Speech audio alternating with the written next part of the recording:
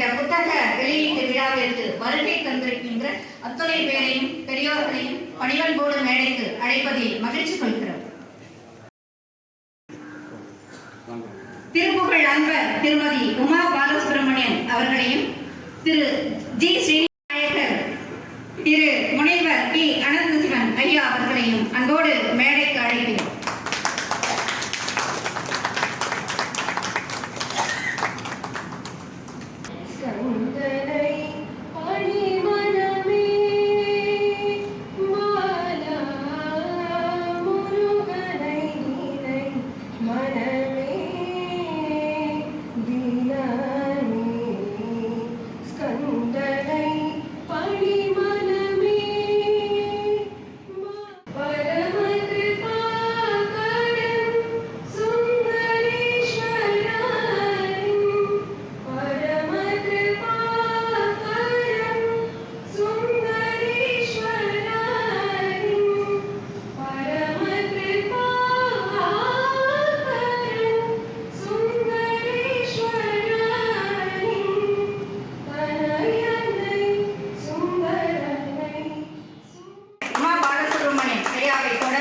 அம்மாவை தொடர்ந்து அடுத்ததாக மதிவண்ணன் ஐயா அவர்களை அன்போடு விளக்கு ஏற்றுவதற்கு அழைக்கிறேன்.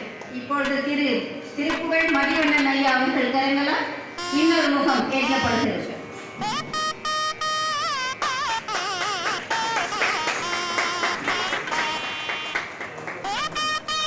மற்றொரு முகத்தை திரு ஜி ஸ்ரீனிவாசன் ஐயா இயக்குநர் அஜிசிஆர் கல்பாக்கம் அவர்களை அன்போடு மேலே அழைக்கிறேன்.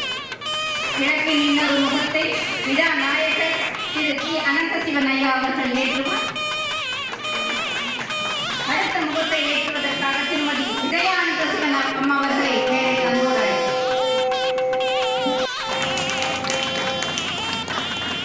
செம்மான் மகளை திருடம் திருடன் செம்மான் முருகன் இரவான் இரவான்.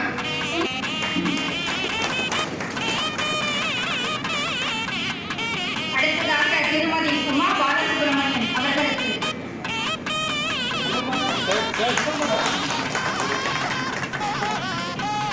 ஸ்ரீனிவாசன் ஐயா அவர்களுக்கு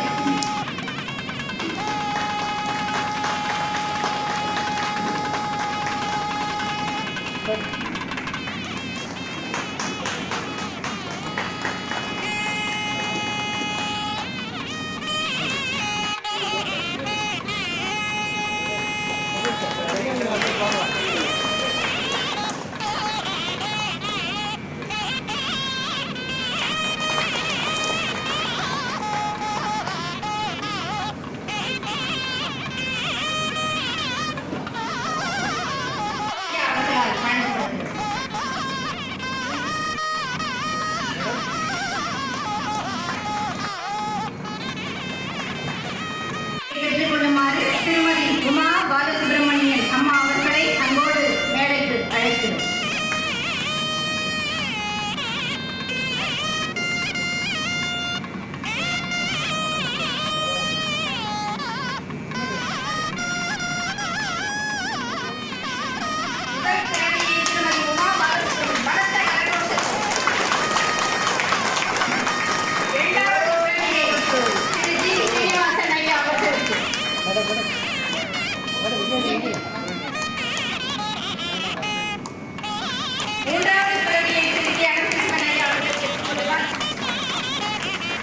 மிகச்சிறந்த அற்புதமான அறிவு தேடலுக்கான ஒரு பயணத்தில் ஆன்மீக தேடலும் மிகச்சிறந்த ஒரு தருணமாக புத்தக வெளியீடு.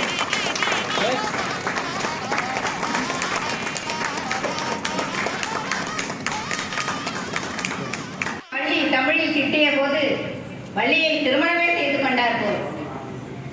யாவர்க்குமாம் இறைவர்க்கு ஒரு பச்சிலை, யாவர்க்குமாம் புண்ணும் போது ஒரு கைப்பிடி, யாவர்க்குமாம் பசுவுக்கு ஒரு வாய் உரை, யாவர்க்குமாம் பிறர்க்கு இன்னொரை தானே என்ற பாடலுக்கு ஏற்ப முதற்தானை காதலால் தூக்குவதும் கை சந்தன வாணித குங்கும உலகித கற்பக கடகவிய சந்தன வாணித குங்கும உலகித கற்பக கடகவிய சமரசிகாவள குபரசனாவள தரவண குரவணியும் கொந்தல பாரகி ராதபுர ஆதரி கொண்ட என பரவும் பூதல சீதல பாதம் எனக்கருள் குஞ்சரி மஞ்சரி தோய் கந்தர் பாகர கோமல கும்பக ராஜிப மோகரதே கரமுக சாவர கர்ண விசாலக மூல விதானமதே செந்த மகோதர மூர்த்திக வாக்கண சித்துர பத்மமுக செந்த மகோதர மூர்த்திக வாக்கண சித்துர பத்மமுக சிவசுத கணபதி விக்ன விநாயக தெய்வ சகோதரனே பக்தர் கணப்பிரிய நித்த நடித்திடு பக்தி நடத்திய குகபூர்வ பக்தர் கணப்பிரிய நித்த நடித்திடு பக்தி நடத்திய குகபூர்வ பட்சிம தட்சிண உத்தர திக்குல பக்தர்கள் அற்புதம் என ஓதும் சித்திர கவித்துவ சத்தம் மிகுத்த திருப்புகழ் ஐக்கிரில் அடியேனும் சித்திர கவித்துவ சத்தம் மிகுத்த திருப்புகழ் ஐக்கிரில் அடியேனும் செப்பன வைத்துட கிற்பரவத்தனி சித்த அனுகிரகம் அளவேனே கத்திய தத்தை அழைத்து விழத்திரி கட்டவன் இட்டரி திரைகாவல் கற்ற குரத்தில் இரத்த கழுத்தடி கட்டி அணைத்தவன் இருதோடா சத்தியை ஒக்க இடத்தினில் வைத்த தகப்பனும் மெச்சிடம் அறிநூலின் தத்துவ தற்பர முற்றும் உணர்த்திய சர்வகிரீஸ்வரர் பெருமாளே எல்லாம் வல்ல திருப்பூர் ஸ்ரீ கந்தசாமி பெருமான் திரு அருளாலும் அருணகிரிநாதனுடைய குரு அருளாலும் இந்த அருமையான புத்தக வெளியீட்டு விழாவிலே கலந்து கொண்டு உரையாற்றுவதிலே மிக்க மகிழ்ச்சி.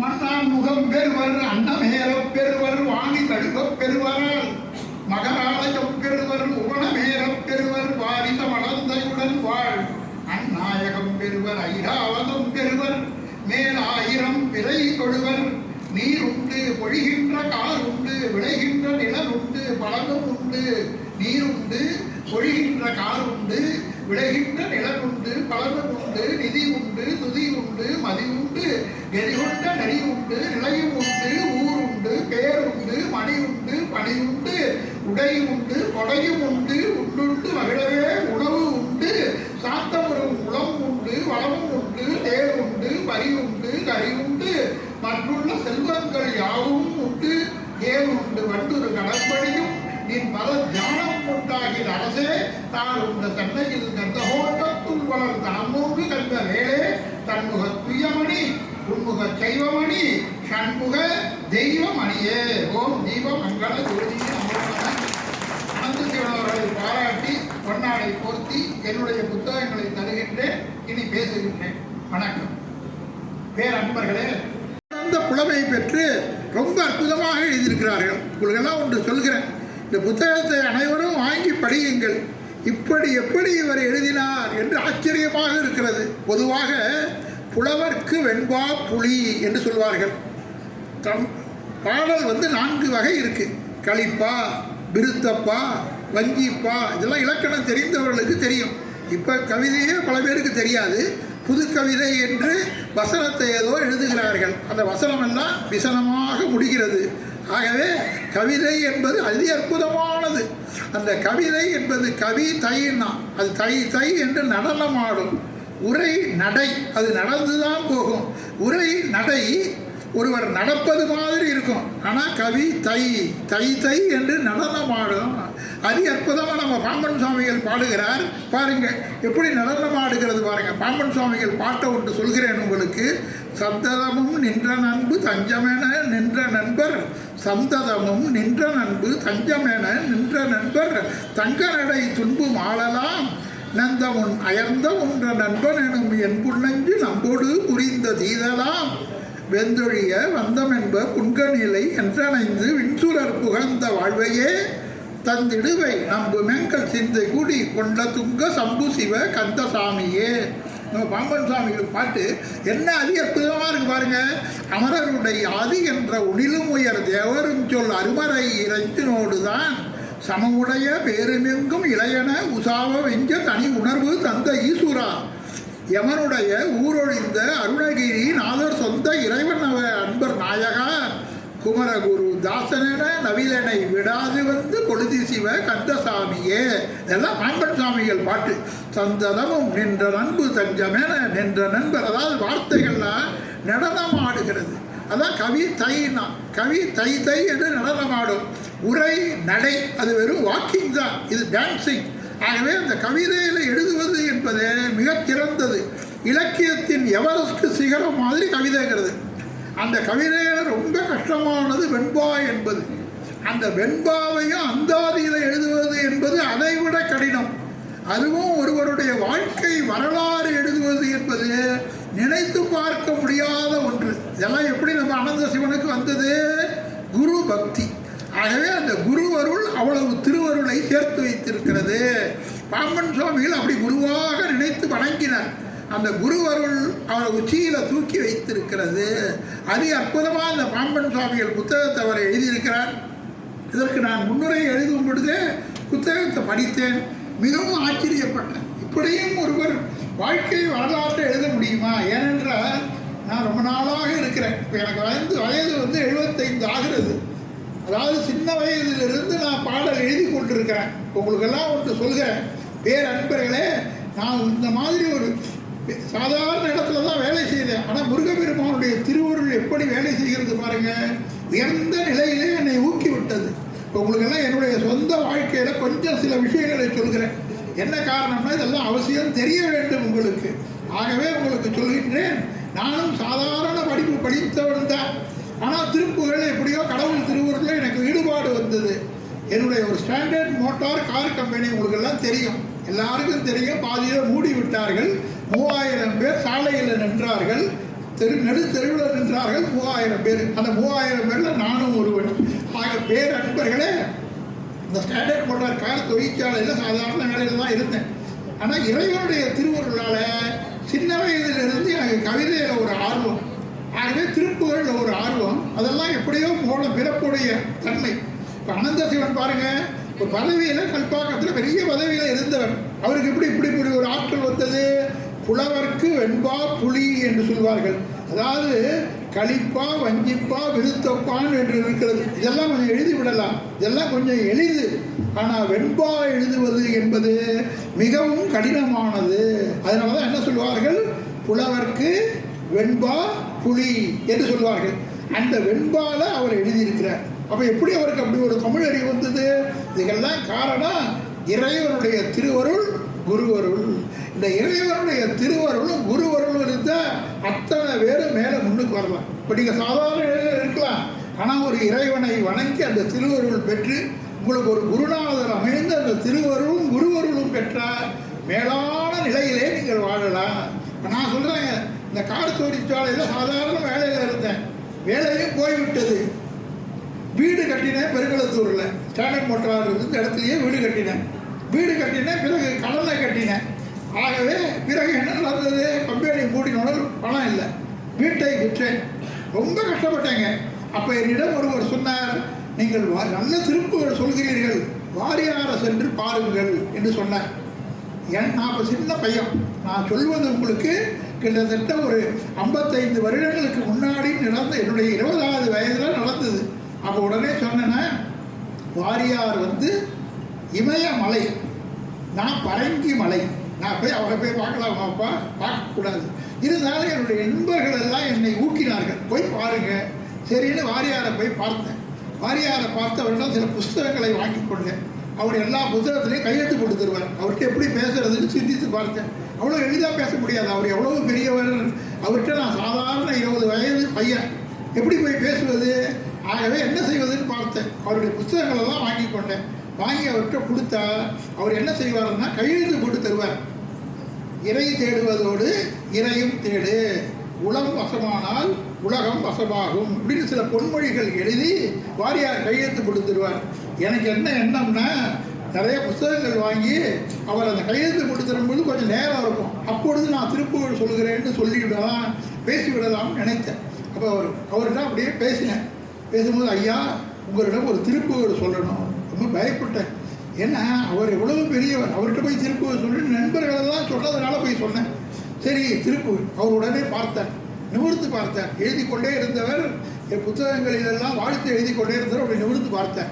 பார்த்து, திருப்புகழா சொல்ல போகிறாயா அப்படின்னார். என்ன காரணம்னா, மற்ற பாடல்கள்லாம் ஓரளவுக்கு பைகார்ட் ஆகிடும், சொல்லிடலாம். ஆனால் திருப்புகழ் சொல்வது என்பது மிகவும் கடினமான ஒன்று. அது உங்களுக்கு எல்லாம் தெரியும். இப்போ டிஎம் சவுந்தரராஜெல்லாம் நம்ம நண்பராக இருந்தார். இப்போ இதெல்லாம் சொன்னால் வெறும் எல்லாம் முருகனால வந்ததுங்க. நான் சாதாரண நாள் தான். டிஎம் சவுந்தரராஜன் என்னுடைய பெண் கல்யாணத்துக்கு வந்திருக்கார், பையன் கல்யாணத்துக்கு வந்திருக்கார். தினசரி அவர் வீட்டுக்கு நான் போவேன். அவர் என்னை வர சொன்னார். அதே மாதிரி கவிஞர் வாலி, இளையராஜா, அத்தனை பேரையும் தெரியுங்க. சொன்னால் என்னுடைய சொந்த பெருமையாக போயிடும். அதெல்லாம் சொல்லலை. இதெல்லாம் எதனால் வந்ததுன்னா, அந்த சின்ன வயதில் வாரியார்கிட்ட போய் ஒரு திருப்புகழ் சொன்னேன். சரி சாட்சிகளாக சொல்லுங்கள் அப்படின்னார். அடுத்த வினாடி இறைவன் திருவருளால் ஒரு பெரிய பாடல் எடுத்து சொன்னேன். அசந்து போயிட்டாருக்கு. அவர் சாதாரண ஆளாக மாபெரும் ஒருவர் இருந்தாலும் என்னுடைய இளமையில சரி அவர்கிட்ட ஒரு பேர் வாங்க வேண்டும் என்பதனால அந்த பாட்டை எடுத்து சொன்னேன். உததியிடை கடவும் மரகத அருணகுல துரக இதெல்லாம் கேட்டுருப்பாருங்க. இதெல்லாம் பார்த்துதான் பாம்பன் சுவாமிகள் என்ன தெரியுமா செய்தார்? அருணகிரிநாதரையே குருவாக கொண்டார். இன்னொன்று என்ன தெரியுமா? பாம்பன் சுவாமிகள் எழுதின அத்தனை புத்தகத்திலையும் சண்முக கவசம், பகை கழிதல், நிறைய புத்தகம் எழுதியிருக்கிறார். அந்த புத்தகங்களில் எல்லாம் நீங்கள் பாம்பன் சுவாமிகள் புத்தகத்தை ஃபுல்லாக படித்தாலும் நல்லது. ஆனால் படிக்கலைனாலும் எல்லா புத்தகத்தையும் எடுத்து பாருங்க. கடைசி பக்கத்தை எடுத்து பாருங்க. கடைசி பக்கத்தை எடுத்து பார்த்தா அருணகிரிநாதரை வணங்காமல் ஒரு புத்தகத்தை கூட பாம்பன் சுவாமிகள் முடித்தது கிடையாது. அதை தெரிந்து கொள்ளுங்கள். எல்லா புத்தகத்திலும் ஃபுல்லாக படிக்கணும்னு அவசியம் இல்லை. கடைசி பக்கத்தை எடு பாரு. பார்த்தா அருணகிரிநாதரை பற்றி சொல்லிவிட்டு தான் நனி அனுபூதி சொன்ன நாதர் போல் காக்க. எல்லா பாட்டிலையும் அருணகிரிநாதரை பற்றி சொல்லாமல் முடிக்கிறது கிடையாது. சிறந்த கண்டிப்பு உடையவர். பாம்பன் சுவாமிகள் மாதிரி மேலான ஒருவர் கிடையாது. அதாவது ஸ்ட்ரிக்ட்னா அவ்வளோ ஸ்ட்ரிக்ட். எல்லா விஷயத்தையும் கண்டிப்பும் கராரும் மிக்கவர். பூமியில் குடி வெட்டி பிறப்பன் வளசைங்கிற ஊரில் உள்ளே இருந்து முருகா உன்னை பார்க்காமல் நான் வெளியில் வரமாட்டேன் என்று சொல்லி பிறப்பன் வளசைங்கிற மயானத்துக்கிட்ட ஊரில் குடி வெட்டி எல்லாருக்கும் நல்ல கலெக்டர் அனுமதியெல்லாம் வாங்கிட்டார். அந்த குடி வெட்டி அதுக்குள்ளேயே இருந்தார். முருகப்பெருமானே உன்னை பார்க்காமல் நான் வெளியில் வரமாட்டேன் அதில் உறுதியாக இருந்தார். முருக தரிசனம் கண்ட பிறகுதான் வெளியில் வந்தார். அதுமாதிரி எல்லாவற்றிலும் கண்டிப்பும் கராரும். இப்போ உங்களுக்கு சொல்கிறேன், ஓரளவு பாம்பன் சுவாமிகளுடைய வாழ்க்கையில் சில நிகழ்ச்சிகளை சொல்கிறேன். ஏனென்றால் உமா பாலசுப்ரமணியம் பேசணும், நம்ம ஸ்ரீனிவாசன் பேசணும், வேறு அன்பர்களை உங்களுக்கு தெரிந்து கொள்வது என்பதற்காக சொல்கிறேன். இதெல்லாம் நல்ல முறையில் நம்ம அனந்த சிவன் வெண்பா அந்தாதியில எழுதியிருக்கிறார். ஆகவே பேரன்பர்களை சிந்தித்து பாருங்க. இந்த பிறப்பன் வலசைங்கிற ஊரில் குழி வெட்டி அங்கே கலெக்டர் அனுமதி வாங்கி அதற்குள்ளேயே இருந்து முருகா உன்னுடைய திருக்காட்சியை காணாமல் நான் வெளியில் வரமாட்டேன் என்று சொல்லி கண்டிப்பும் கராரும் இருந்தவருங்க. அவனோட வாழ்க்கையில் எல்லாவற்றிலும் அப்படி சிறந்தவர். அதாவது எவ்வளவு பாடல் பாடினார் தெரியுமா? 6666 பாட்டு. இது என்ன கணக்குன்னு நீங்க கேட்கலாம். முருகனுக்கு எல்லாமே 6. முருகனுக்கு 6 முகம், முருகனுக்கு 6 எழுத்து சரவண பவ, முருகனுக்கு 6 பண்டிகை தான். பண்டிகையும் முருகனுக்கு 6 தான். தெரிந்து வைத்துக் கொள்ளுங்கள். வைகாசி விசாகம், ஆடி கிருத்திகை, பேரன்பர்களே கந்த சஷ்டி, திருக்கார்த்திகை, தைப்பூசம், பங்குனி உத்திரம். அதுவும் 6 தான். முருகப்பெருமானுக்கு எல்லாம் 6. அந்த முருகப்பெருமானை நம்ம மனதில் ஏற்றுக்கொண்டால் நம்ம உள்ளே இருக்கிற 6 பகைவர்கள் சூரபத்மனை அழிப்பதற்கு முருகப்பெருமான் அவதாரம் செய்தால் நினைக்காதீங்க. நமக்கு உள்ள எல்லார் உள்ளேயும் 6 பகைவர்கள் இருக்கிறார்கள். காமம், குரோதம், லோபம், மோகம், மதம், ஆச்சரியம். இந்த 6 பகைவர்களும் ஆசை, கோபம், களவு கொள்பவன், பேச தெரிந்த மிருகம். கண்ணதாசன் பாடுறார் இல்லைங்களா? இந்த ஆசை, கோபம் இதெல்லாம் நீக்குவதற்கு உள்ள இடத்துல முருகப்பெருமானை ஏற்றுக்கொள்ள வேண்டும். இந்த முருகப்பெருமானை இளம் வயதிலிருந்தே இறைவன் திருவருளால் நானே ஏற்றுக்கொண்டேன். என் நண்பர்களெல்லாம் பார்த்து வாரியாரை போய் பாருன்னா, சரி வாரியாரை போய் பார்த்தேன். வாரியார்கிட்ட ஒரு பாடல் சொல்கிறேன்னு, சரி சொல்லுங்கள்னார் வாரியார். அடுத்த வினாடி நான் அதி அற்புதமான முறையில் அதெல்லாம் எப்படி வந்ததுன்னு தெரியாதுங்க. ஆனால் கடவுள் திருவருளால் அத்தனை திருப்புகளையும் என்னால் கையில் ஏடு இல்லாமல் சொல்ல முடியும். இப்போ அண்மையில் திருச்செந்தூரில் பேசினேன். அந்த பேச்சை பல பேர் கேட்டு, பல லட்சம் பேர் கேட்டு சொல்கிறார்கள், எப்படி மதிவண்ணன் அவர்கள் இப்படி பேச முடிகிறது? எல்லாம் இறைவனுடைய திருவருள், நம்ம கையில் கிடையாது. நானாக சொல்கின்றேன். அந்த பாடல்லாம் அதி அற்புதமான பாடல். ஆகவே நம்ம அனந்த சிவன் அவர்கள் மிகச் சிறப்பாக இந்த பாம்பன் சுவாமிகளுடைய அந்தாதி வெண்பாவை எழுதியிருக்கிறார். பாம்பன் சுவாமிகள் அதனால தான் அருணகிரிநாதர்கிட்ட மனம் பறி கொடுத்தார். அந்த அருணகிரிநாதர் அருவி மாதிரி பாடுவார். நம்ம தமிழ்நாட்டில் குற்றால நீர் அருவி இருக்கு.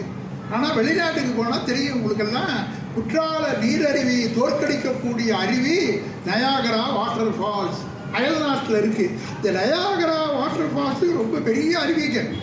ஆனால் நயாகரா அருவி, குற்றால அருவி, எல்லா அருவியும் ஏன் தெரியுமா மலையிலேருந்து கீழே விழுந்து தற்கொலை செய்து கொள்கிறது.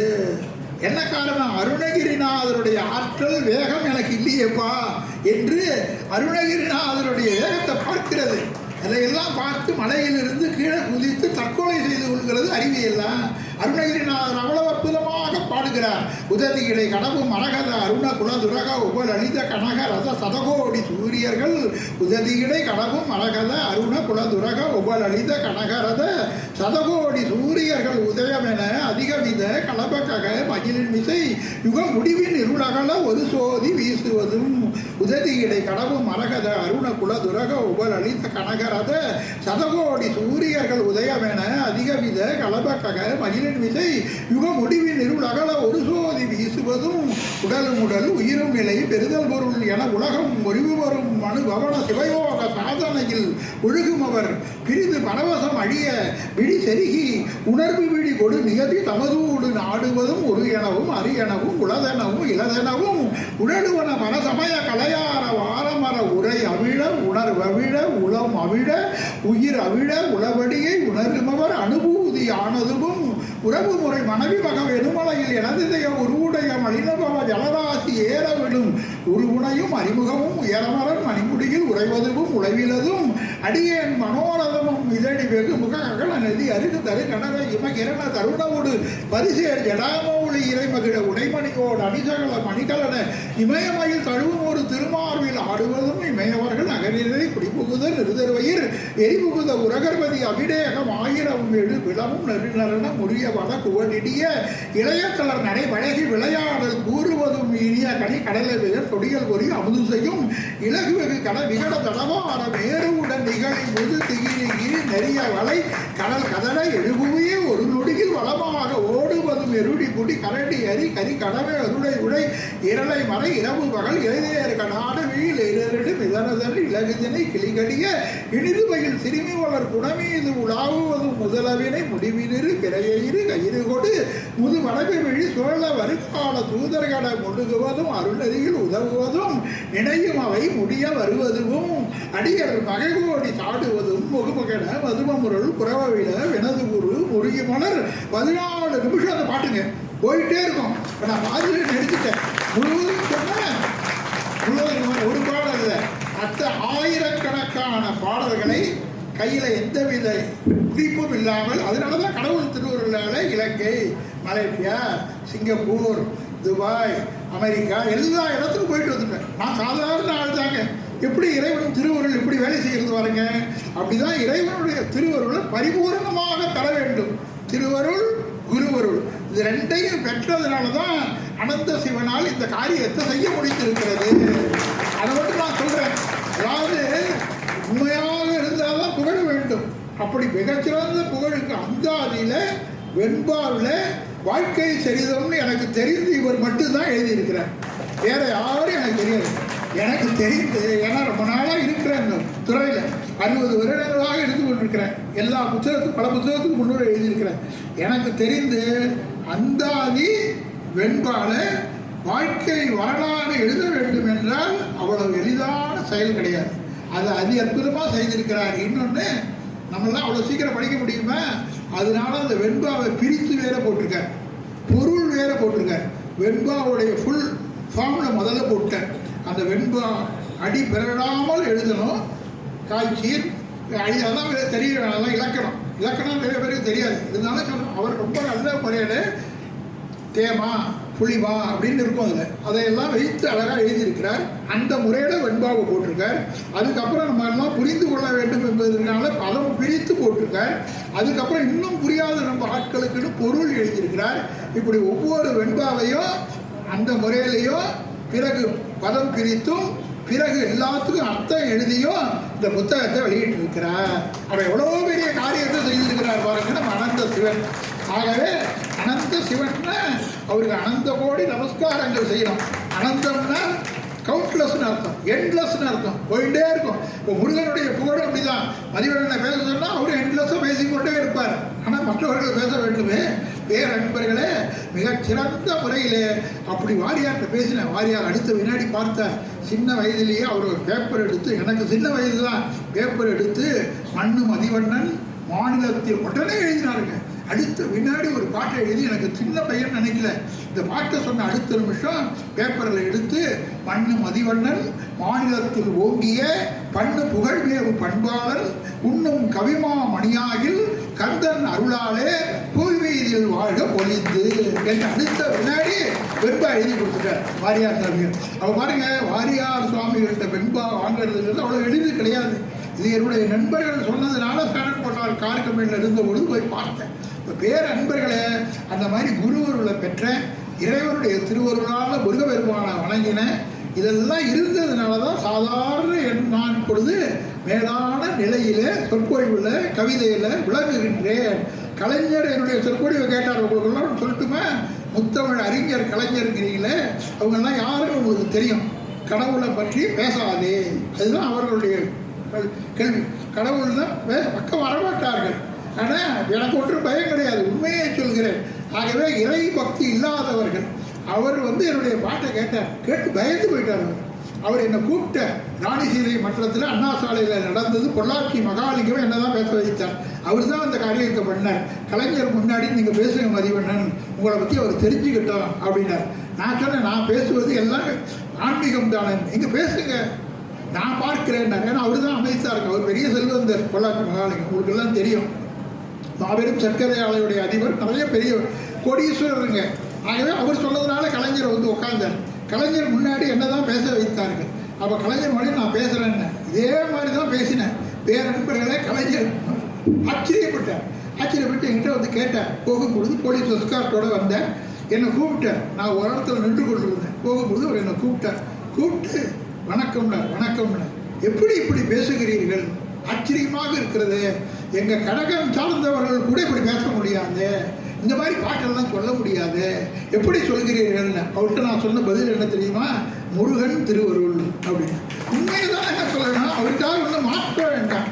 அதுக்கப்புறம் அவர் என்ன பண்ணாருன்னா, ராணி சீதை மன்றத்தில் பேசினார். பிறகு ஒரு 2 மாதம் கழித்து கலைவாணர் அரங்கத்தில் பாரதியார் பெயரால் தமிழக அரசு விருது இந்த ஆண்டிலிருந்து வழங்குகிறது, முதல் விருது மதிவண்ணன் பெறுகிறார் அப்படின்னு எனக்கு கொடுத்து, அந்த காலத்திலேயே 20,000 ரூபாய் பணம் கொடுத்து, இந்த மாதிரி கொடுத்த மாதிரி பெரிய பெரிய பத்திரம் சால்வை எல்லாம் கொடுத்தார். அப்போ பேரன்பர்களே, இப்போ கலைஞருக்கு நான் சொன்ன பதிலே முருகன் அருள் தான். பிறகு அவரை 3 முறை சந்தித்து அவரிடம் கேட்டார் பல விஷயங்கள். எதற்காக இதையெல்லாம் சொல்லுகிறேன்னா, முருகனுடைய திருவருள் எல்லாரையும் நம்மளிடம் அழைக்கிறது. அப்போ மேலான நிலையிலே பேரன்பர்களே,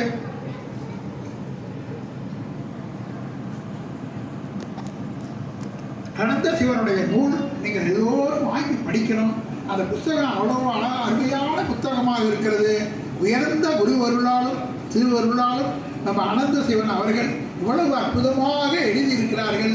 பாம்பன் சுவாமிகளை பற்றி உங்களுக்கு சொல்கிறேன், அதெல்லாம் புத்தகத்தில் இருக்குது, உங்களுக்கு எல்லாம் சொல்கிறேன். அதெல்லாம் சாதாரண ஆள் கிடையாதுங்க. அவர் எப்படின்னா, அவர் விட்டு சொல்லி, ஏன்னா இவர்கள்லாம் பேசணும், நான் பேசிக்கொண்டு தான் பேசிக்கொண்டே இருப்பேன். ஆகவே அப்படி இருக்கக்கூடாது. ஆகவே இது ஒரு முக்கியமான பொதுக்கூட்டம் இல்லை. ஆகவே உங்களுக்கு எல்லாம் இந்த இடையில நான் வருகின்றேன். எனக்கு பின்னாடி உமா பாலசுப்ரமணியம், பதவியில் சிறந்த நம்ம ஸ்ரீனிவாசன் அவர்கள், பிறகு அனந்த சிவனுடைய பதில் உரை இருக்கிறது. அவர் பேரன்பர்களை இதை மட்டும் சொல்லி என் சொற்பொழிவை நிறைவு செய்கிறேன்.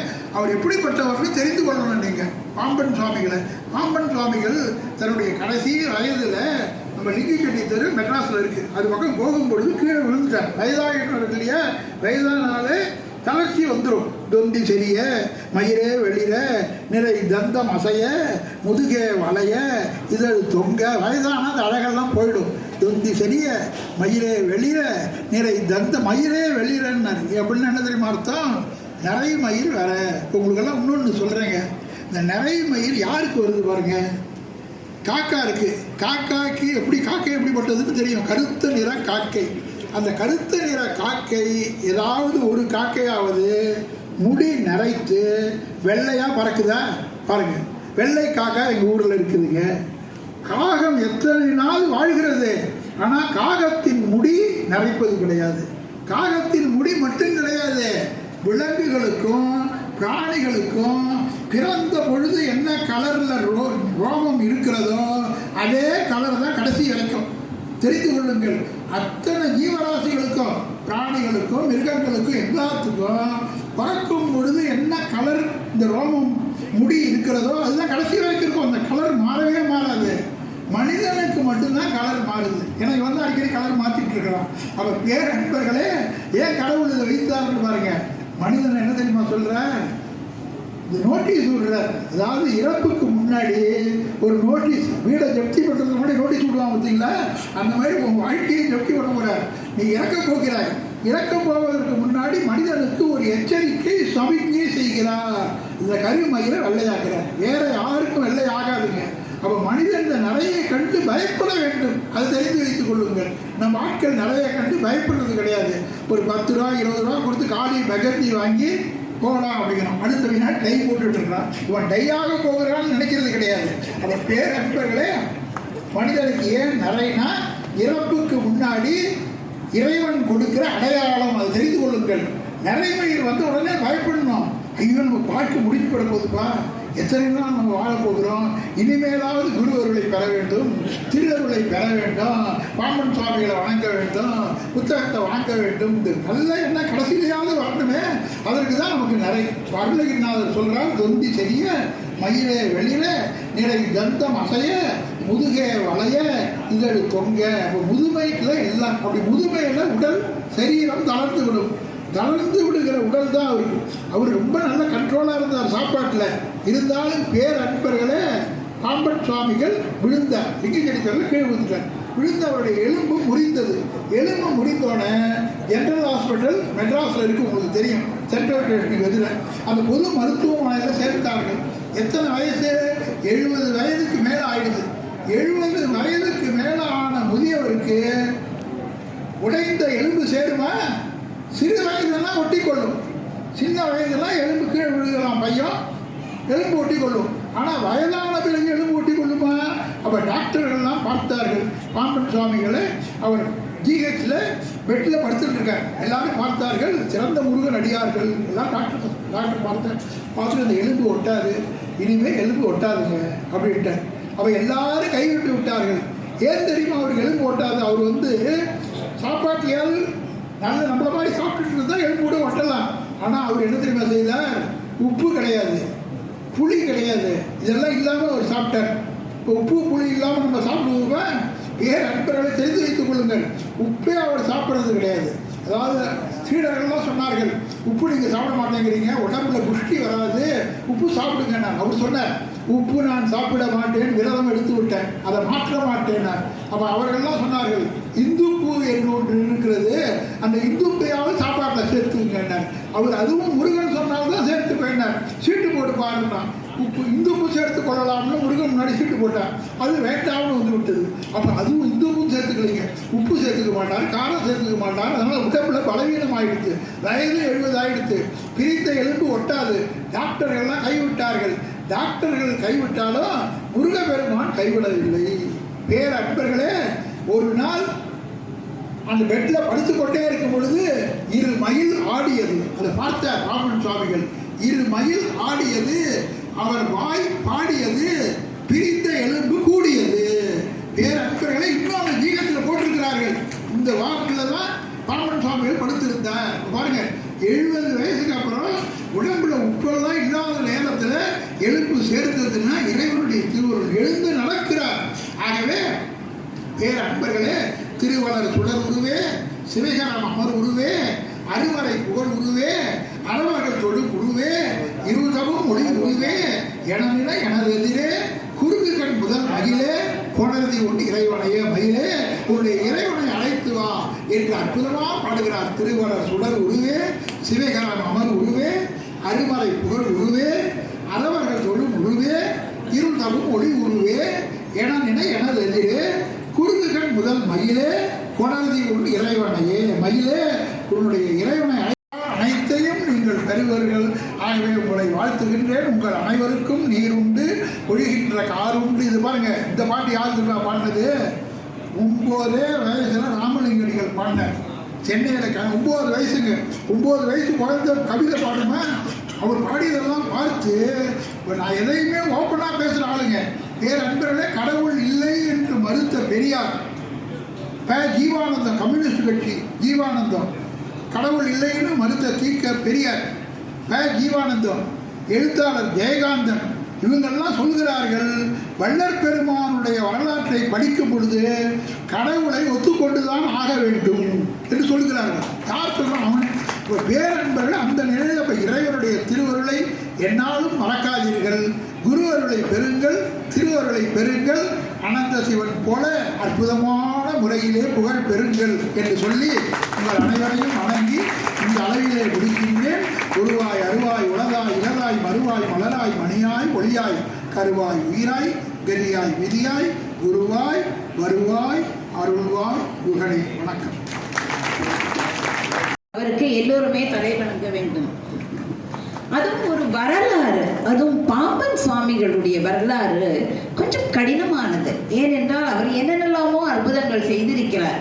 அத்தனையும் இந்த வரலாற்றில், அதாவது இந்த வெண்பாவில் கொண்டு வர வேண்டும் என்றால் உரையுடன் சேர்த்து, மூலம் யாருமே எழுதிவிடலாம், அந்த உரையும் சேர்த்து எழுதுவது என்பது சிறிது கடினமான காரியம்.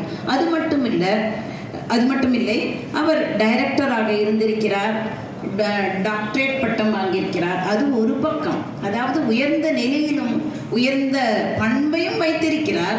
இருந்தாலும் இந்த பக்கம் எழுத்து வன்மை இருக்கிறது. இரண்டையும் எப்படி அவர் பேலன்ஸ் பண்ணினார் என்று எனக்கு தெரியவில்லை. இப்பொழுது அவர் ஓய்வு எடுத்துக்கொள்கிறார் என்று நினைக்கிறேன். அதனால் இனிமேல் நிறைய புத்தகங்கள் நமக்கு வரும் என்ற ஆர்வத்தில் நான் இருக்கிறேன். மேலும் மேலும் அவர் புத்தகங்கள் எழுதுவார் என்று நினைக்கிறேன்.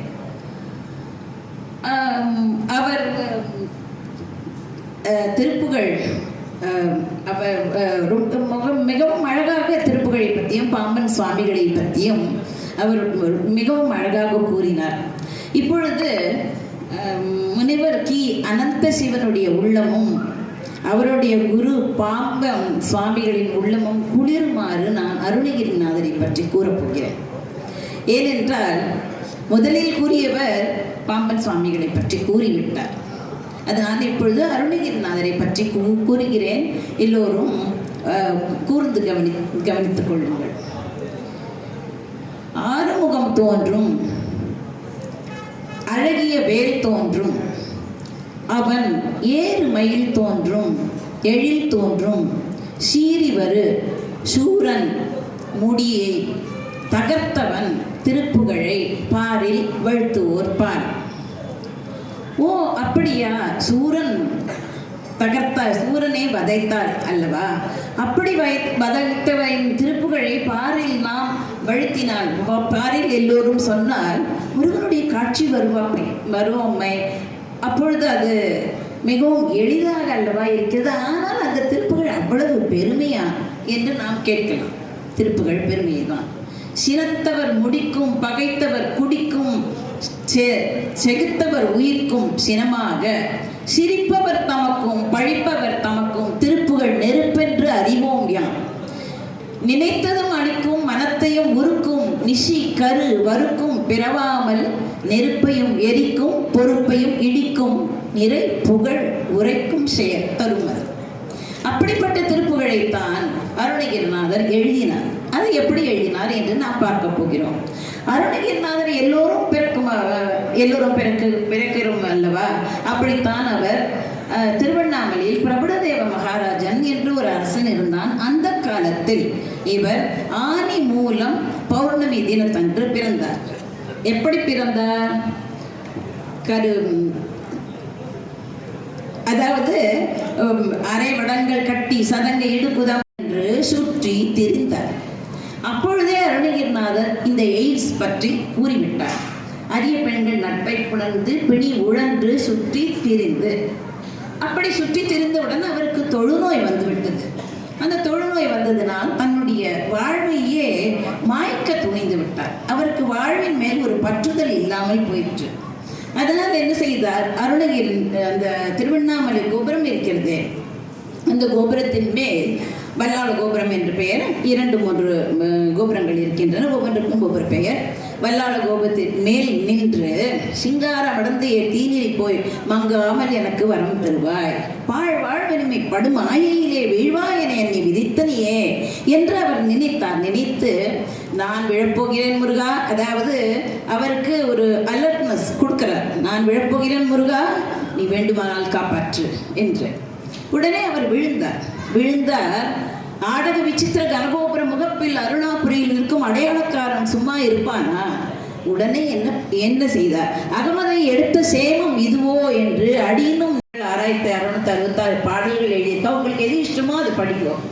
ஆனால் படித்தாக்க எப்படி படிக்கணும் அப்படின்னா, சில பேர் சொல்லுவாங்க, நான் ரொம்ப சின்னவோ, எனக்கு நிறைய காலம் இருக்கு. கலக்குண்டாக புவிதனில் கணக்குண்டாகுதல் யாருக்கு தெரியும்னா முருகனுக்கு தான் தெரியும். அதாவது நம்ம என்னைக்கு போவோம் என்னைக்கு வருவோங்கிறது நமக்கு தெரியாது, இறைவனுக்கு மட்டும்தான் தெரியும்.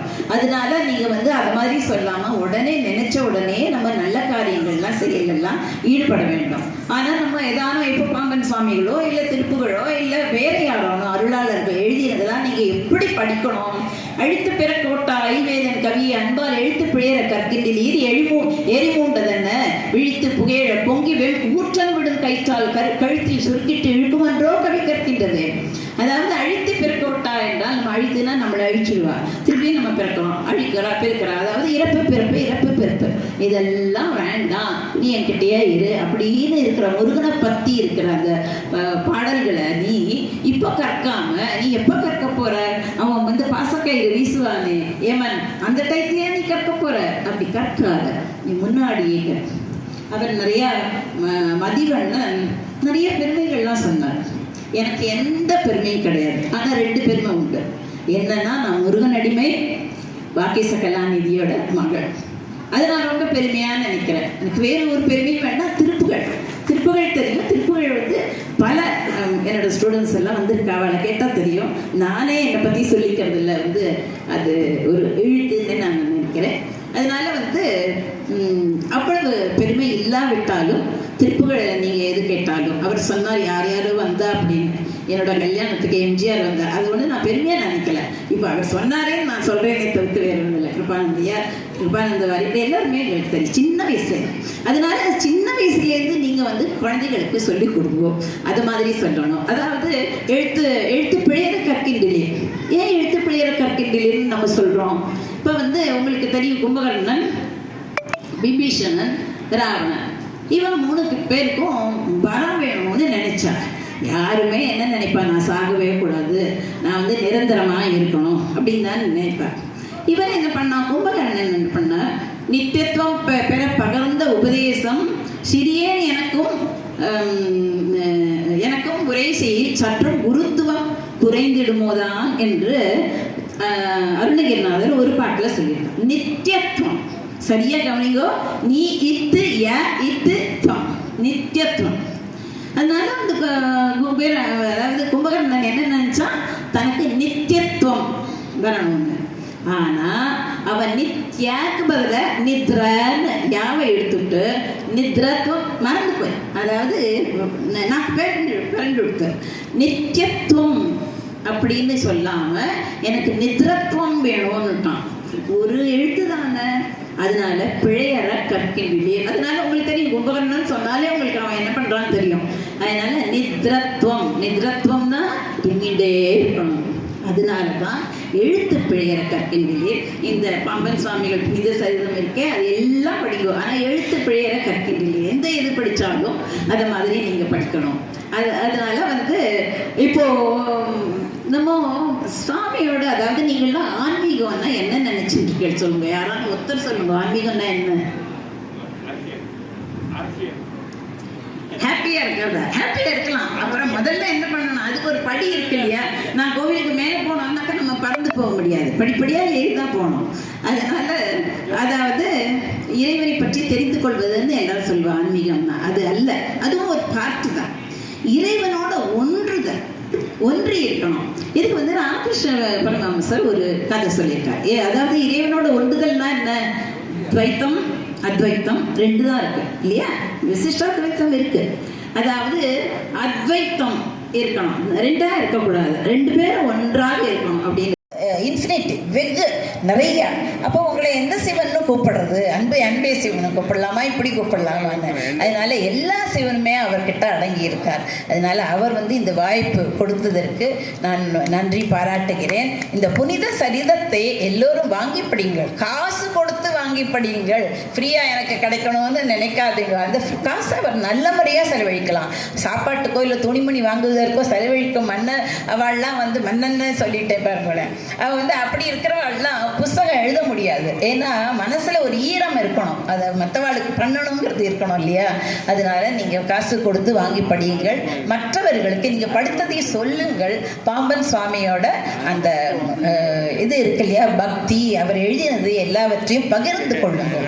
அதனால் எல்லோருமே இறைவனிடம் எப்படி சேருவது என்பதை நீங்கள் சிந்தித்து இன்னைக்கு நான் ரொம்ப லேட் பண்ணாதீங்க. இன்னைக்கு ராத்திரியே வீட்டுக்கு போய் முருகான்னு சொல்லலாமா, இல்லை எது வேணாலும் சொல்லிக்கோங்க. ஹலோன்னு நம்ம சொல்கிறோம் இல்லையா, அதெல்லாம் எடுத்துடுங்க. முருகாச்சரணம் இல்லை பின்னா கிருஷ்ணா, அது மாதிரி இனிமேல் சொல்லறதுக்கு பழகுங்க. ஏன்னா ஆன்மீகம்ங்கிறது, அதாவது நம்மளோட இறை வணங்குதல் குறைஞ்சுட்டே வருது. நம்ம ஒரு மாதிரி தத்தி மேலே வந்துட்டோம். குழந்தைகளுக்கு அது வரணும். அதனால் குழந்தைகளுக்கு நிறைய எனக்கு தெரியாது வேண்டாமான்னு சொல்லாத, ஒரு 10 நிமிஷம் இருமா நான் சொல்கிறேன்னு கதைகள் புராணங்கள் எல்லாம் சொல்லுங்கள். நாங்கள்லாம் அப்படி படித்த வாதம். அதனால் அதெல்லாம் சொல்லுங்க. குழந்தைகள் எல்லாம் மேலுக்கு கொண்டு வந்து வெறும் பிஹெச்டி, இவரும் தான் பிஹெச்டி பண்ணியிருக்கார், டாக்டரேட் பண்ணியிருக்கார். ஆனால் இந்த கதை இதெல்லாம் எழுதலையா, அப்படின்னு எதுவும் எழுதலையா? வரும், முடியாதுங்கிறதே கிடையாது. ரெண்டுத்தையும் பேலன்ஸ் பண்ண தெரியணும். அதனால குடும்பமும் இருக்கணும், அந்த ஆன்மீகமும் இருக்கணும். நீங்கள் எல்லாம் பண்ணுவேன்னு நினைக்கிறேன். அதற்கு நான் முருகனை வணங்குகிறேன், அவரை வேண்டுகிறேன். நன்றி, வணக்கம்.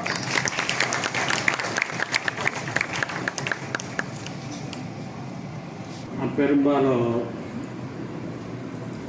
பேச்சு ரொம்ப நாள் ஆகிடுச்சு. ஆக்சுவலாக அதுவும் மேடையில் ஏறி பேச்சு ரொம்ப நாள் ஆகிடுச்சு.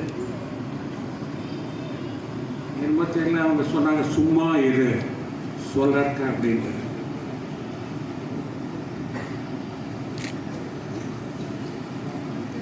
I am actually in a state of inner silence. I will not be able to talk much, okay? Because to me talking itself is a disturbance inside. The Katala Ananta Sivan வீட்டுக்கு வந்திருந்தார். I was sharing with him all my experiences. I told him what happened last week when I went to Madurai. I had a unique experience where my mind went blank. And since then I'm in a state of inner silence, but physical activity goes on. Okay. But anyway, अखण्डमण्डलाकारं व्याप्तं येन चराचरं तत्पदं दर्शितं येन तस्मै श्रीगुरवे नमः। अज्ञानतिमिरान्धस्य ज्ञानाञ्जनशलाकया चक्षुरुन्मीलितं येन तस्मै श्रीगुरवे नमः। गुरुर्ब्रह्मा गुरुर्विष्णुः गुरुर्देवो महेश्वरः गुरुसाक्षात् परब्रह्म तस्मै श्रीगुरवे नमः। तस्मै श्रीगुरवे नमः। मूकं करोति वाचा வரக்கூடியது. Its meaning is மூக்கம் கரோதி வாசாலம். ஊமை வந்து சண்டமாடமாக பேசுவான்.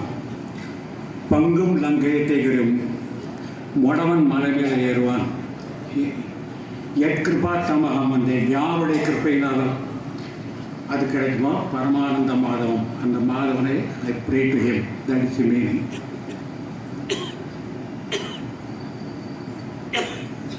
அனந்த சிவன் வந்து இது மாதிரி ஒரு வெண்பா, அதுவும் அந்தாதியில் எழுதுறது வந்து எனக்கு முதல்ல ஒரு பெரிய I will say it is a very pleasant surprise as a shock. Okay, because நானும் அனந்த சிவனும் we have been very close friends for a long time. நாங்கள் 2 பேரும் ஒரே மெஸ்ஸில் ரொம்ப நாள் சாப்பிட்டு இருந்தோம். we used to நடந்து பார்த்து we used to keep talking. Okay, he is a man of fuel chemistry, plutonium, thorium, uranium. அவருக்கு ஆன்மீகத்தில் நாட்டம் உண்டுன்னு தெரியும். ஆனால் அவர் வந்து இது மாதிரி ஒரு மகானுடைய சரித்திரத்தை வெண்பாவில் எழுதியிருக்கேன். நீங்கள் அதுக்கு வந்து இந்த புக் ரிலீஸ் ஃபங்க்ஷனுக்கு சிறப்புரையாற்றணும். நம்ப முடியல. he retired only a few months back. Okay, அடுத்த நாளே இந்த புக்கும் எனக்கு பாம்பன் சுவாமிகளை பற்றி I don't know much. Okay, Kirupananda வாரியருடைய ஒரு பாம்பன் சுவாமி வரலாறு he sent it to me. I have practically gone through the whole book.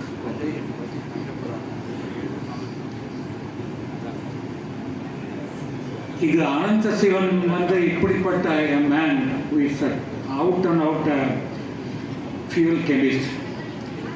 அவர் எப்படி தமிழில் இப்படி எழுதினார்? இப்போ யாரை சொன்னாக்க அவர் right from the beginning Thiruppugazh அந்த இதுலேயே அந்த லைன்லேயே இருந்திருக்கார். அம்மா வந்து வாகீச கலாநிதி பரம்பரையிலே வந்தவங்க. அவங்களுக்கெல்லாம் வந்து அது ஜெனட்டிக்காகவே இருக்கும். ஆனால் இப்படி man who is out and out plutonium chemist, how did he write?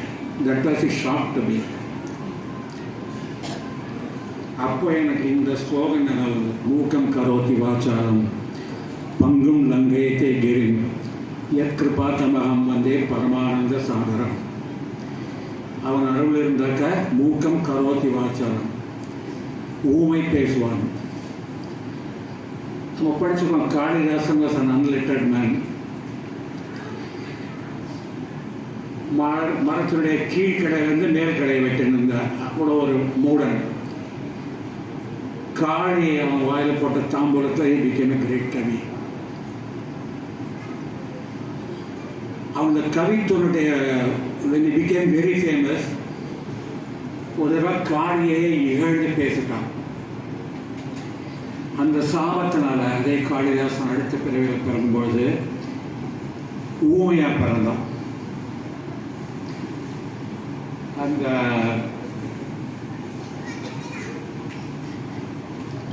ஊமையாக பிறந்தவன் வந்து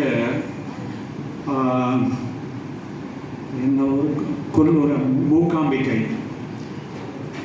இந்த கொல்லூர் ஊமையாக பிறந்த பொழுது பிக்ஷை எடுத்துட்டு தெரிஞ்சிருந்த பொழுது அந்த மூகாம்பிகை வந்து அவங்கள பரிதாபப்பட்டு ஆதிசங்கர பகவத் பாதர் அவனுக்கு அனுகிரகம் பண்ணார். அவன் வந்து he became a கவி. ஸ்ரீமூக பஞ்சசதி அப்படின்ட்டு. செத்தையின் வயிற்றில் சிறியது பிறந்தால் அது எத்தை தின்று எங்கே கிடக்கும். செத்தைனாக்க பாடி. அந்த பாடியில் ஒரு குழந்தை பிறந்தால் அது எதை சாப்பிட்டு எப்படி இருக்கும். நம்மாழ்வார் அப்படியே பார்த்து, ஏன்னா நம்மாழ்வார் குழந்தையாக இருந்தப்போ அங்கே போய் புளியம்பொந்தல் போய் தங்கினவர். அதுக்கப்புறம் 3 உறக்கம் ஒன்றும் கிடையாது. 32 வயசு வரைக்கும் இருந்தார். விவேகானந்தர் மாதிரி, இயேசு கிறிஸ்து மாதிரி. பேச்சு மூச்சுலாம் வந்தவர் இப்படி பார்த்துட்டு அது அத்தை கிடந்து அங்கே கிடக்கும். அது தன்னுடைய ஆத்மானுபவத்திலே லைட்டு கிடக்கும்.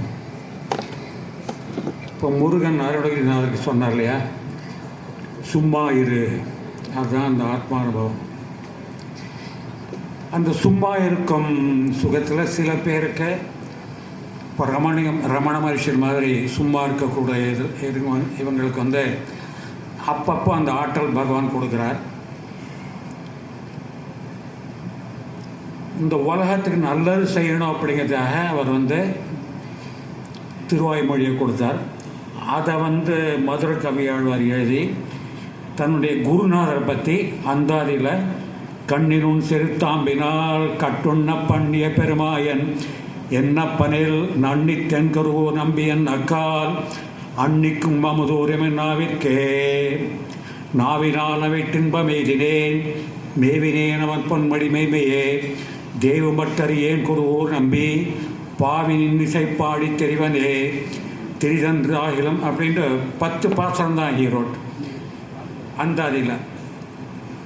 அந்த இன்றைக்கும் வந்து நம்மாழ்வார் பாசனங்களை சேவிக்கிறதுக்கு முன்னால் இந்த 10 பாசனம் சொல்லிட்டு முடிச்சதுக்கு இதை அதை சொல்லணும்.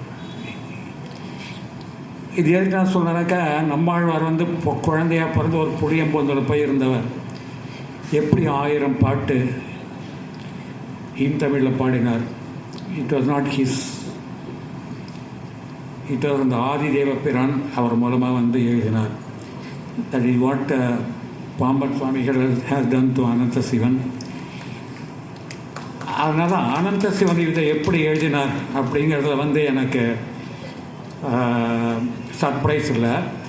அவருக்கு எப்படி இதை எழுதணும்னு தோணினது அப்படிங்கிறத எனக்கு surprise. Okay, so it is he is blessed by his guru Pamban சுவாமிகள். அவரே வந்து இந்த 4வது வெண்பாவில் அவருடைய அனுபவங்களை இது மாதிரி பாசுரங்களாக, இது மாதிரி வெண்பாக்களாக, அது பகவத் சித்தம். இது not written by them. Okay, so it is பகவத் சித்தம். இது எதுக்கு சொல்கிறேன்னாக்கா, that is state of total surrender. என்னை விட்டு பிரிஞ்சுட்டியே அப்படின்னு நினச்சி அழாத, உன்னோட கர்மாவை செய்ய, பட் ஆல்வேஸ் ஃபீல். ஏன்னாக்கா என்னோட குருநாதர் திருச்செந்தூரில் இருக்கார், பெரிய ஞானி, இஸ் அ லிவிங் ஞானி டுடே. ஓகே, அவர் தான் சொல்வார், ஐயா நீங்கள் தெய்வம் இருக்குது தெய்வம் இருக்குதுன்னு சொல்கிறீங்களே, தெய்வம் எங்கே இருக்குது? ஏன் எல்லா இடத்துலையும் இருக்க? எல்லா இடத்துலையும் உங்களுக்குள்ளே இல்லையா? உங்களுக்குள்ளே இல்லைனாக்கா அது எப்படி ஐயா தெய்வம்? எல்லா இடத்துலையும் இருக்குனாக்கா நீங்கள் வந்து அந்த எல்லா இடத்தையும் விட்டு ஒரு வேறு தனி இடத்துல இருக்கீங்க. அப்படியே சொல்லி சொல்லி he makes ஞானிஸ் அவுட் ஆஃப் கிளே. இந்த களிமண்ணை தங்கமாக மாற்றி கொண்டிருக்கிறார். அப்போ இப்போ வயசாட்டி is in bad health, is undergoing dialysis. எதுக்கு சொல்கிறேன்னாக்கா, அவருடைய லைஃப்பை, அவர் பேர் சண்முகானந்தான்னு பேர். இந்த கிருஷ்ண சொன்ன அனன்யா சிந்தைத்துவம், அதுக்கு அவரோட லைஃப் ஒரு example I want to share. விட்ட தமிழே கந்தா முருகா கருணாகரணி. இது முருகன் பழனி வாழ் முருகனை பற்றி சொன்னது. இந்த பழனி வருகிறார், சிறப்புரையாற்றுமாறு அவரை மேடைக்கு அன்போடு அழைக்கிறேன். நான் அதிகமாக உங்கள் நேரம் எடுத்துக்க விரும்பல. சார் எந்த ஒரு வேலையுமே சிறப்பாக செய்ய மாட்டார். ஒத்துனாலும் கை தட்டுங்க, இல்லைனாலும் கை தட்டுங்க தயவு செஞ்சு. ஏன்னா மேடம் சொன்னாங்க விழா குழுவினர் வந்து பொருட்களை ரொம்ப கொஞ்சமாக கொடுத்துட்டாங்கன்னு. இன்னும் பாதி இருக்குது, கொடுக்க வேண்டியது டைம் இல்லை. தாம்பூல பை இருக்குது, சால்வை இருக்குது. அதுவும் இல்லாமல் சார் பாருங்கள், எந்த ஒன்றுமே சிறப்பாக செய்ய மாட்டான்னு சொன்னேன். ஒத்துக்கிறீங்களா இல்லையாவது சொல்லுங்கள். மிக சிறப்பாக செய்வார், மிக மிக அதிகமாக சிறப்பாக செய்வார். அதை வந்து நான் வந்து முகஸ்துதிக்காக சொல்லணுன்ற அவசியம் இல்லை. இப்போ என்னோட ஒரு நண்பர், நான் அவருடைய தோழன், அந்த ஒரு உரிமையில் சொல்கிறேன். ஒரு இந்த விழாவை நடத்துறதுக்காக 4 நேரம் எல்லாமே குறித்தோம், இடத்தையும் குறித்தோம். இந்த இடத்த நீங்கள் நேற்று வந்து பார்த்தீங்கன்னா தெரிஞ்சிருக்கோம். அவர் நடக்க வேண்டிய விழா மேடை மட்டும் வர்ண பூசலை. இந்த வாசல் முதற்கொண்டு உள்ளே போகிற வர வழி முதற்கொண்டு எல்லாத்தையும் சுத்தம் பண்ணது இல்லாமல் நீங்கள் அவசர தேவைக்கு போட்டத்தை செயல்படுத்தும் போது நம்ம ஒரு அலர்ட் வச்சுக்கணும்னு வச்சிங்களேன். முதல் நிலை, 2ஆம் நிலை, 3ஆம் நிலைன்னு எங்களால் எவ்வளோ செய்ய முடியுமோ அந்த குழுவினர் தான் பேர். ஆனால் அது எல்லாத்துலேயும் அவரோட ஒரு ஈடுபாடு இருக்கும். அது எந்த அளவு இருக்குன்னாக்கா, நாங்கள் வந்து மேக்ஸிமம் அவ்வளோ நினைக்கும் போது அதுதான் அவரோட அடிப்படையாகவே இருக்கும். ஸோ அதுக்கு மேலே இன்னும் 3 மடங்கு அதிகமாக செய்ய வேண்டிய அந்த கட்டாயத்தை நம்ம கொண்டு வந்து, கட்டாயம் சொல்ல முடியாது, அதுக்கேற்ற மாதிரி நம்ம ஃபோர்ஸாக கொண்டு வந்து செய்ய வைப்பார், செஞ்சு இருக்கிறார். அதே மாதிரி நான் இந்த புத்தகம் கூட பாருங்கள், ஒரு கதையாக எழுதிருக்கலாம், கவிதையாக எழுதிருக்கலாம். ஆனால் ஐயா எல்லாருமே சொன்னாங்க வெண்பா, அதுவும் அந்தாதி வெண்பா எழுதுறது ரொம்ப சிரமம்னு. அது கூட ஒரு 100 பாட்டோட முடிச்சிருக்கலாம், 250 300. இதோட இன்னொரு சிறப்பு என்ன தெரியுமா, 322 முடிச்சிருக்கிறாரு. ஒரே ஒரு விஷயம், மேடம் சொன்னாங்க சார் ரிட்டையர்ட் ஆகிட்டு இருக்கிறாரு, நிறைய புக்கு வரும்னு. இந்த புத்தகம் எழுதப்பட்ட காலம் என்ன தெரியுமா, அவர் வாழ்க்கையில் உச்சபட்ச வேலைகள் இருந்த நேரம். ஒரு டைரக்டராக இருக்கிற போது எவ்வளோ பணி இருந்திருக்குன்றது கூட செஞ்சு எல்லாருமே தெரியும். அந்த நேரத்தில் எழுதப்பட்ட இதுதான் அதெல்லாம். அது அவரோட அதிகமான தனி சிறப்பு. இதெல்லாம் நான் சொல்ல வேண்டியதுக்கான ஒரு வாய்ப்பு கிடைச்சிது. அதே நேரத்தில் நான் நினைப்பேன், ஏன் அவர் முருகனை பற்றி எழுதாமல் பாமன் சுவாமியை பற்றி எழுதுறாருன்னு. அதே தான் எல்லாருமே சொன்னாங்க. நம்ம முதல்ல பண்ண வேண்டியது குரு வணக்கம். குரு வணக்கத்துக்கு குருவுக்கிட்ட நம்ம சரண்டர் ஆகிட்டோம்னா, அவர் நம்ம தோளில் தூக்கிக்கிட்டு இறைவன்கிட்ட கொண்டு போகிறதுக்கு நம்ம குழந்தையாக மாறிட்டோம்னாக்கா அவங்க எளிமையாக கொண்டு போய் சேர்த்துருவாங்கன்றதுக்கான ஒரு அடிப்படையாக ஆரம்பிச்சு தான் அப்படின்னு நான் நினைக்கிறேன். இதே போல் இன்னும் நிறைய சொல்லிட்டு போயிட்டே இருக்கலாம், நேரம் கருதி. 5 கரத்தனை ஆனை முகத்தனை இந்தின் இளம்பிறை போலும் இயற்றனை நந்தி முகந்தனை ஞான கொழுந்தினை புந்தியில் வைத்தடி போற்றுகின்றேனே.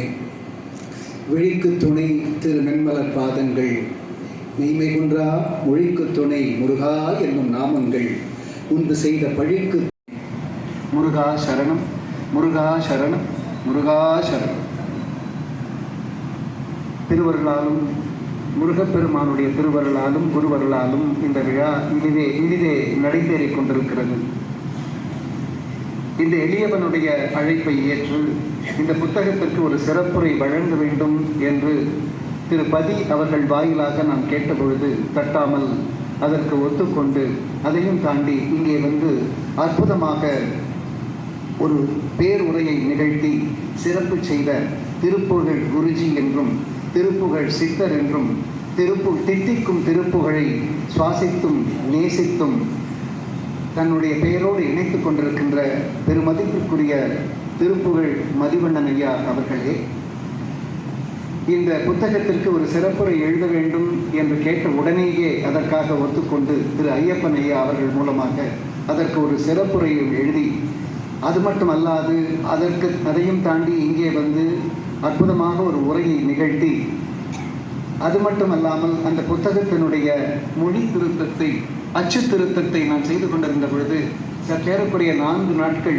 இரவென்றும் பாராது அமர்வுகளிலே என்னோடு இருந்து அதை திருத்தி கொடுத்து இங்கே வந்து பேருரை ஆற்றிய வையம் புகழும் வாகீச கலாநிதி அவர்களுடைய தவப்புதல்வியாகிய திருமதி உமா பாலசுப்ரமணியன் அவர்களே, அவருடைய வாழ்க்கை துணைவரான திரு பாலசுப்ரமணியன் ஐயா அவர்களே, 40 ஆண்டுகளாக எங்களுக்கு வழிகாட்டியாகவும் தொழில்நுட்பத்திலும் ஆன்மீகத்திலும் எங்களுக்கு வழிகாட்டியாகவும் தேசிகனாகவும் இருந்து வருகின்ற எங்களுடைய பெருமைக்குரிய மதிப்பிற்குரிய ஐயா திரு ஜி ஸ்ரீனிவாசன் அவர்களே, மற்றும் இந்த விழாவிற்காக சென்னையிலிருந்து வந்திருக்கின்ற என்னுடைய அழுத்தமான நண்பர்களே, என்னுடைய உறவினர்களே, என்னோடு பணிபுரிந்து தோளோடு தோள் நிற்கின்ற என்னுடைய தோழர்களே, மற்றும் என்னுடைய அன்புக்காக கட்டுப்பட்டு இவ்வளவு நேரமும் 3 மணி நேரம் இருந்த இருக்கை விட்டு எழுந்திருக்காமல் இங்கே அமர்ந்திருக்கின்ற என்னுடைய அன்பு நெஞ்சங்களே, உங்கள் அனைவருக்கும் என்னுடைய மிகவும் தாழ்மையோடு பணிவான வணக்கங்களை தெரிவித்துக் கொள்ளுகிறேன். நான் அதிகமான நேரத்தை எடுத்துக்கொள்ள மாட்டேன். 5 நிமிடங்களுக்குள் என்னுடைய உரையை முடித்துக் கொள்ளுகிறேன்.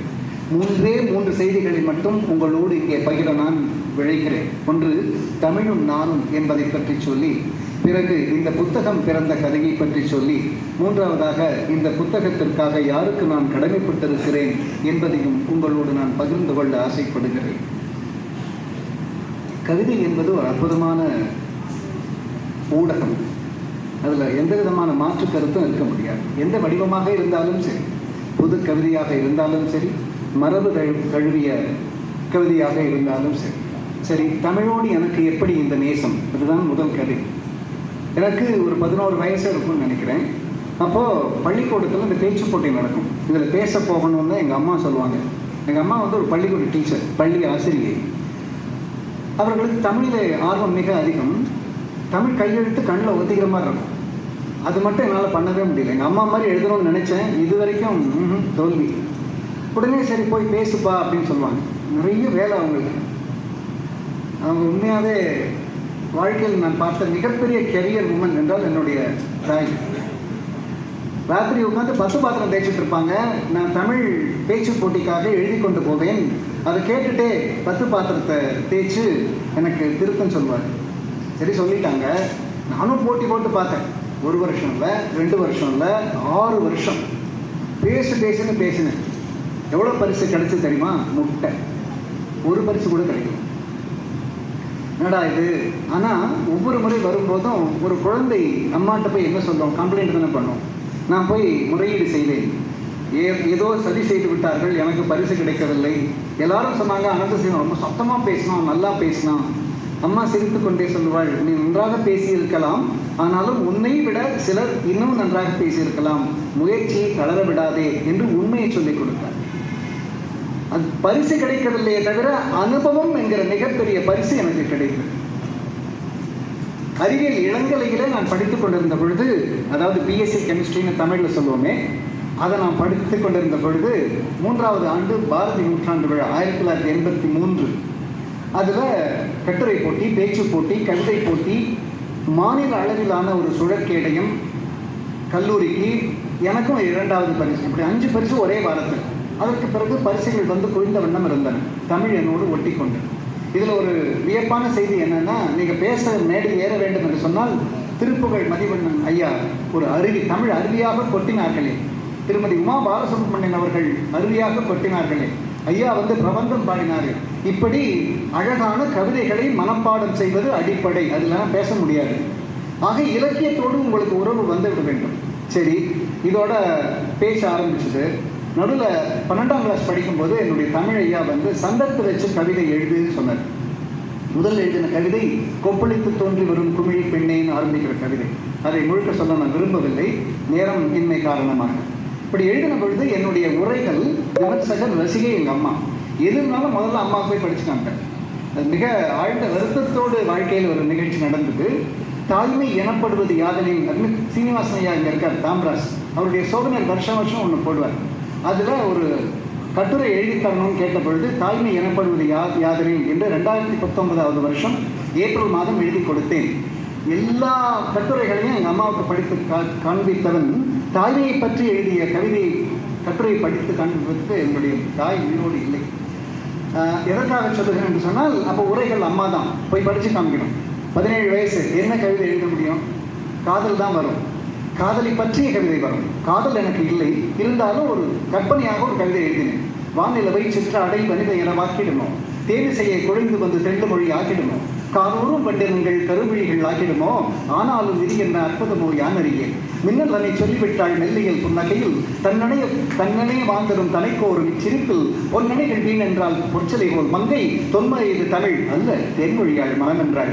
இப்படின்னு படிச்சு காமிச்சேன். அம்மா ரொம்ப நாளா இருக்குன்னு சொல்லாங்கன்னு நினைச்சேன். டேய் யாழ்டா அந்த பொண்ணு அப்படின்னு கேட்டாங்க. அம்மா தானே என்ன இருந்தாலும், ஐயோ அது கற்பனைமான்னு. அதுக்கப்புறம் காதலை பற்றி கவிதை எழுதவில்லை, அம்மா எழுதினாலும் அம்மாட்ட படிச்சு காமிக்கல. அதற்கான சந்தர்ப்பமும் எனக்கு துரதிருஷ்டவசமாக கிடைக்கும்.